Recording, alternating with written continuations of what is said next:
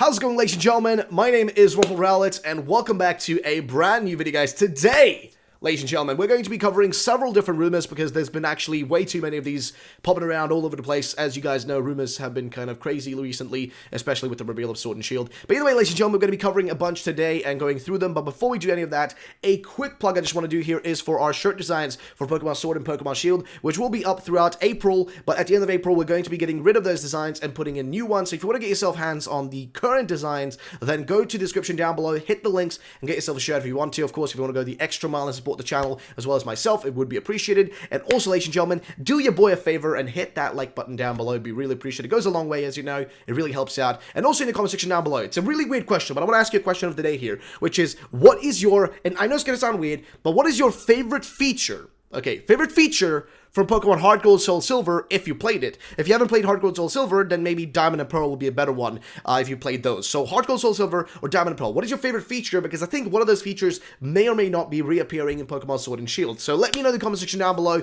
And ladies and gentlemen, let's get into the bloody rumors because I've been waiting to do this all day, man. I know this video is coming out a bit later than usual. I can notice it myself. I see when I'm recording this, and it's far later than usual. So I do apologize about that, though. Either way, ladies and gentlemen, we've got rumors. We got big bazinga rumors to talk about. And the one we have to start with here today comes from a guy called Galarian Knight. Now, I've seen a similar guy with a similar name previously, and I'm not sure what the deal is with that, but hey, it's a name, who cares, it is what it is. Let's get into the stuff that he says, though, which is throwing some info out here before the next release. Trailer was previewed for event I recently attended. Don't expect any new details prior to Easter, which I guess is coming up around, you know, now April time, so fair enough. Now, screen pans down across region map, stopping over southernmost town. The southernmost town would be the starting town, so I'm not sure why he's saying the southernmost town if, you know, that's the starting town where you start your character's journey from. So, I don't know, it's pretty weird. Shots of player character with starters. Starters referred to as masters of their field, which I guess would be a reference to the theory of these characters, or like these Pokemon being based on, like, stuff from the UK, you know, I mean, for example, we've got one aspect of it, you know, for example, Score Bunny being based on soccer or football. We've got, I think somebody said that, Sobble would be based on English theater, and then of course you got, I think Grookey is based on like music because of the little like stick which you can use as a drumstick or whatever. So I guess that could be like a master of their field, a master of, you know, the musical arts, a master of, you know, theater, a master of football. I don't know, man, something like that. So I guess that would be what he's referring to here. Now, next thing here, which is new Pokemon shown, flying fighting bird, Conflinch. Now, this is where I think this is fake, okay? Because my dude, you cannot give a Pokemon the name Conflinch. It just doesn't sound, it just sounds like a joke. It sounds like a pun. Come on, man. And also, flying fighting, it just sounds too inconspicuous for some reason. But I don't know, maybe I'm weird. Conflinch just doesn't sound real. You got bug-type mosquito called Medisect, which again, just sounds like a punny name. You got normal-type hedgehog called Harlequin, which sounds like Harley Quinn or some shit. You got steel-type boar called Impicary, fair enough, and water steel type swordfish called Engarlin, which again sounds weird. Also, the Professor Spruce is introduced, which is a female character. I guess Spruce is a tree, so I guess that makes sense, but it sounds more like a male name than a female name, but hey, who am I to say? There's a brief shot of her holding a silver egg with a Pichu and a Cleffa by her side. Is that supposed to be like some sort of reference to like a Let's Go, you know, the Let's Go sequels, Pokemon, Let's Go Pichu and Let's Go Cleffa, my dude? I mean, hell yeah, dog. No, seriously, it's getting a little bit ludicrous. A series of quick cuts follow interlaced with battle shots across various landscapes. Kingler, Swablu, Esper, Pineco, Furfro, and Girafarig are all shown in battle, which, fair enough. Inside of the PC home, Professor's lab, or okay, PC home? Player character home? Okay. The inside of player character home, Professor's lab, and Pokemon Center are shown. I actually really want to see how the Pokemon Center is going to look like in this game. Because, I mean, we're going to spend a lot of time in Pokemon Centers in, you know, any Pokemon game you play, because you gotta heal those Pokemon, dog. But, since we're going to be doing that, you know, I want to see how that's going to look like. As that was one of the earliest things we saw when it came to, like, I think, Sun and Moon. I think we actually got to see, actually, no, we saw the exterior a lot more, you know, in the kind of like concept art images in the first trailer for Pokemon Sun and Moon. So yeah, I don't know. Now, PC is shown running around, or player character is shown running around the top of a lighthouse at night. Okay, that is interesting. Then player character is shown riding and battling on a train, which would make sense because we're going to have a lot of train battles in this game. There's going to be a lot of like spending time on trains, so I'm assuming something like that will be shown up. Now, Pikachu with a scarf is shown dashing across a skating ring. Okay, rink. Okay, so I'm not sure if that's meant to be some sort of hint towards, like, I don't know, like a skating ring that we're going to be able to do that in-game. I don't know. Now, trailer ends with a sword striking down on a shield, which splits apart. I believe these to be the tail and arms of the main legendaries, respectively. Trailer lasts just under 2 minutes. So, again, this is a trailer rumor, which means that I don't know really where to, like, place it with everything else that we know.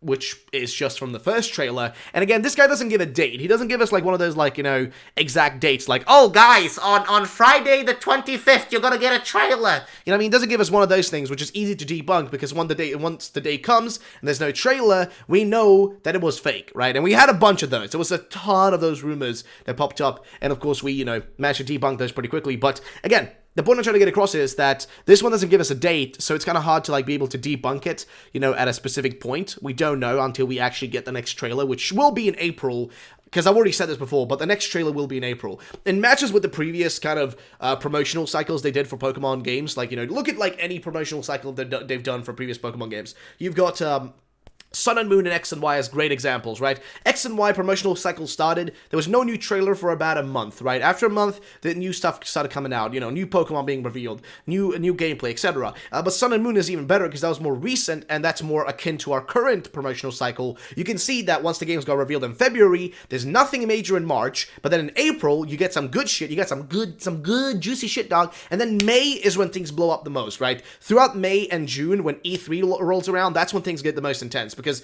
Pokemon during E3 is hype as shit. You all know this, right? This is when we get brand new Pokemon, new features revealed. Tons of crazy shit just happens around that time, okay? That's when you want to be ready for the good shit to be happening, okay? So E3 is the time to wait if you want to get major information and news. But if you're waiting for, like, smaller pieces of info, April's gonna start coming out with some stuff. I know Korokoro is gonna leak, and we're definitely gonna get a brand new Pokemon through Korokoro, I'm pretty sure. Or something major, like, okay, maybe not a new Pokemon, but, like, probably the covers, right? Like, a little bit of a leak for the covers of the games, and how those will look like. That's something we will get in April for sure. I think is kind of safe to say, because that's what they did last time around with Sun and Moon. So, April's gonna have something.